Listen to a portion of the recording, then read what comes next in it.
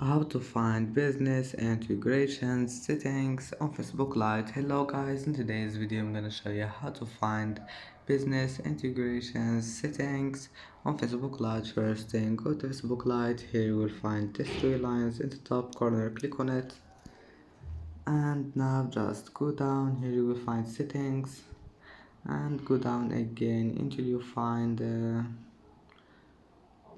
apps and websites. And now just go down. Here you will find those apps and websites, this one, business integrations. Click on it, and as you see here, you can find here you can find it.